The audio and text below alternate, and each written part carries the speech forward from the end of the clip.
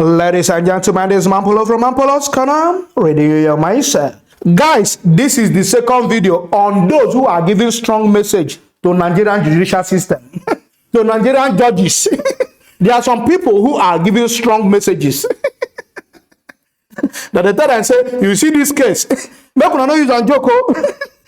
I said I did one video before. I said that one part one. Now this is the part two. People when they provoke, if you see as then they dish them out, you know, say these people who are interested in this case, they are even people who are interested in this case, they want to see the end. All eyes on these judges. You see these 5 judges what they bring. Oh, I just they pity them, but God will help them. Because I know why God will help them. God will help them because God will give them wisdom, enough wisdom to handle this case. It's a strong case. I know why I said God will help them. Because the way people are sending strong messages, the way people are giving warning, the way people are saying this thing must be free and fair, this judgment. I cannot emphasize what I'm seeing now, rather than let me just show a video for those who never see warning. All right now, for those who never see message, when they say strong messages, all right now, watch video.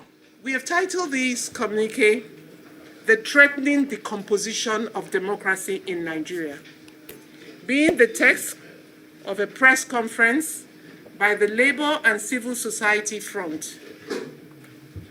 And this is in defense of Nigeria's democracy and in solidarity with Nigerian workers as they go into their day tomorrow, which is May 1.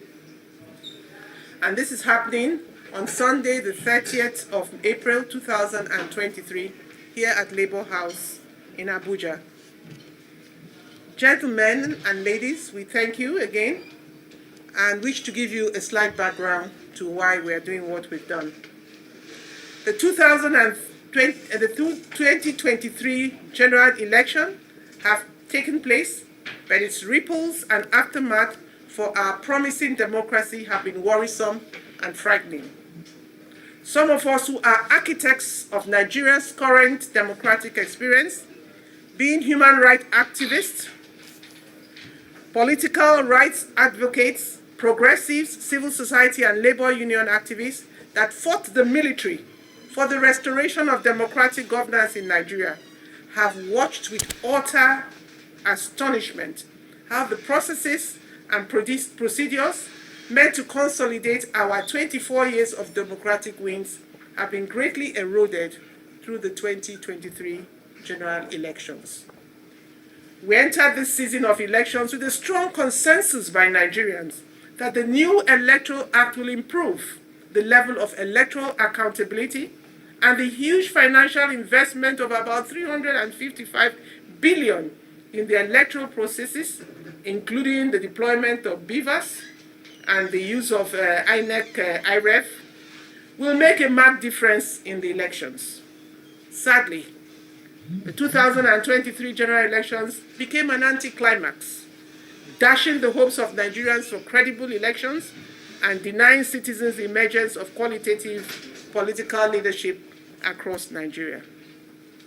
Clearly, INEC in cohort with some members of the political class have driven a death nail into the democratic experience of most Nigerians, thus leaving the electorate despondent to resort to self-help in their efforts to salvage whatever is left of their vibrant political engagement with the 2023 election. What a shame.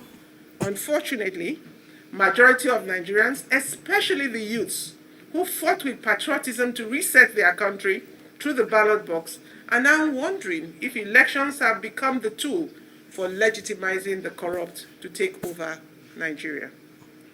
This dark cloud of anguish arising from the terribly mismanaged 2023 general elections has jolted the confidence and hope of many Nigerians, thus propelling us as citizens of conscience to take this bold step of beginning to resist and mitigate the intended and unintended crisis looming over our dear country. Recall the hard-earned democratic reputations of many of the people seated here today, who organized in the early 1990s through actions of coalitions of citizens' organizations labor, human rights, and for an end to military dictatorship. Their voices held sway as they resorted to citizens' action, demonstrations, strikes, global solidarity action, and other civil resistance measures to compel the regimes of Presidents Ibrahim Babangida and Sani Abacha to concede to the wishes of the citizens. From all indications, the 2023 general elections has become a rude reminder of how quickly things can degenerate, and that the emergence of what was then termed gunpowdered democracy, through which incumbent military regimes manipulated political processes to transmutate themselves into elected governments, to transmutate into elected democratic governments. This has given way to corrupt money. This has given way to corrupt money, powered imposed rulership, manipulating the trajectory of democratic processes and elections to capture and perpetuate themselves in power. Like I said, some hitches here and there. In what we see as a democratic redemptive mission, we, the vanguards of concerned citizens and Democrats, with a front seat in the history of democratic transitions in Nigeria, are committed to ensuring that political leadership is not foisted on the country at the expense of the democratic gains made so far. As a first step, we have decided to signify our public displeasure at INEC and those behind the political coup against the well laid out and established electoral norms and standards contained in the Electoral Act of 2022. Therefore, we condemn the outright manipulations of the electoral process and the abdication of responsibility by INEC, as it has not only destroyed trust in the democratic process, but has rewarded wrongdoing, making it possible for persons of stupendous reach, controversial background, who lack legitimacy, to become the real beneficiaries of our electoral process. We had concerns. Some of our pre-election concerns are as follows. Prior to the 2023 general elections, INEC showed early signs of inconsistency by shifting electoral deadlines, which favored the ruling party. INEC also discouraged new voters from registering through an abrupt decision to halt the continuous voters' registration.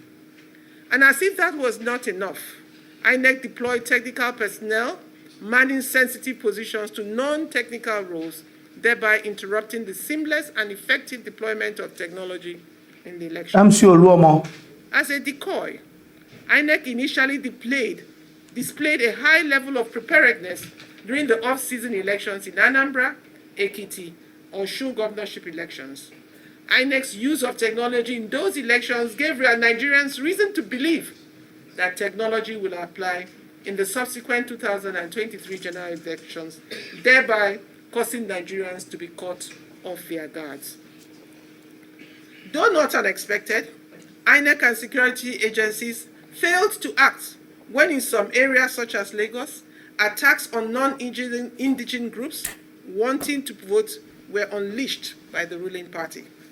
Similarly, the use of hate speeches and other criminal behaviors were treated with levity, thereby incentivizing the subsequent use of electoral violence, brigandage, and outright impunity during the 2023 general elections. To give one graphic example, the Labour Party senatorial candidate for Enugu East was brutally attacked, set ablaze along with 6 other persons, and murdered a few days to the 25th February presidential and National Assembly elections with little of no consequence. May so rest in peace. On election day, this is on the 25th of February as well as the 18th of March 2023, INEC operatives were operations were poorly carried out. And this we can see from all the reports of international and local observers that have presented their reports so far. The deployment of election materials to polling units witnessed deliberate lapses, while security personnel could not contain the criminal activities of armed thugs that took over strategic polling units in violation of Electoral Act 2022 and the 2023 election guidelines. Shame. These weaknesses were further worsened by huge and open inducement of voters with cash and gifts by political party operatives in the full glare of security operators. Additionally, the speed with which INEC and its officials were willing to disregard the provisions of the sections of the Electoral Act and their own electoral guidelines to hurriedly announce election results, not minding the fact that the processes were severely undermined, gave grounds for deep concerns. For instance, sections of the Electoral Act and the guidelines were ignored, and manual accreditation of voters for both the presidential and governorship elections were endorsed, thus opening the floodgate for the destruction of the sanctity and credibility of the 2023 elections. Very correct. The most phenomenal failure by INEC was her refusal to upload the presidential election results from BVAS onto IREF at real time, as stipulated by the Electoral Act, the INEC guidelines for the 2023 elections, as well as the repeated position espoused by the INEC chairman. This happened even as the National Assembly conducted its elections on the same time, on the same day, this happened even as National Assembly elections were conducted at the same time and on the same day, and seamlessly uploaded onto BVAS. The blatant inconsistencies by INEC in applying different electoral standards in conducting same-day elections for presidential and National Assembly point to a deliberate manipulation of INEC's well-published guidelines, which INEC mindlessly replaced, opting for administrative arbitrariness. In summary, Nigeria suffered a monumental reversal in her electoral and democratic gains through the criminal mismanagement of the electoral process by INEC and security agencies, who both compromised their duties and donated their powers of election refereeing and law enforcement to unscrupulous politicians bent on imposing their self-will over and above that of the people. A brazen and most shameful example was seen in Adamawa, where INEC, emboldened by its many earlier infractions, decided to go for broke by declaring Senator Binani as winner of an unconcluded governorship election. Let's look at the future as we chart our way forward. As vanguards of Nigeria's democratic heritage, we are calling for a return to a rules-based democracy in which Nigerians can remain hopeful that their sacrifices of participating in elections will ultimately count. Therefore, as affected individuals and parties resort to the courts as the main conflict-resolving mechanism, we hope that the judiciary, as the final arbiter, will ensure that the malfeasances of those powerful individuals and their corrupt allies will not be rewarded, but rather they will be discredited and punished. It is in the light of this hope that we are calling on all Nigerians to believe again, not in INEC, not in the executive, but in the judiciary, and give the judiciary the benefit of doubt. In the same vein, we are calling on the justices of the Court of Appeal and the Supreme Court to rise up to the occasion by restoring the people's confidence in the processes that were abused by INEC and thereby stem the decline of our democracy. In the meantime, we are aware that should the judiciary fail to act expeditiously, it will amount to a denial of justice and invitation to self-help and anarchy. Jesus. Our recent exposure to attacks on the media by agents of the ruling party and their resort to the NBC for punitive measures against media channels send frightening but real-life experience of an evolving future which is very ominous for democracy. Thank you. To stop these menacing actions and attacks against the media and civil liberties of individuals and youth groups, the court must act now. Oh, no, I don't see the message. That's a very strong message. These people are issuing out. It's a very strong message. I think this lady has said everything. I don't think I have anything much to add. We are still begging the judicial system, our amiable judges. We are now, anything we have done in the past, we don't forgive and forget. At this time now, we are seeing you people as a fresh, like a fresh start. We now have belief and a new hope in you people. But you see this case will make us know whether we are going to perpetually continue to have good hope and trust in our judicial system. That's all we are begging. That's all we are talking about this time now. Nothing else. I don't want to talk too much. Guys, if you love what I'm doing, don't forget to subscribe to my YouTube channel. Follow me on Facebook, on Instagram, on Twitter, even on TikTok. All I'm on, I love you guys. Peace out.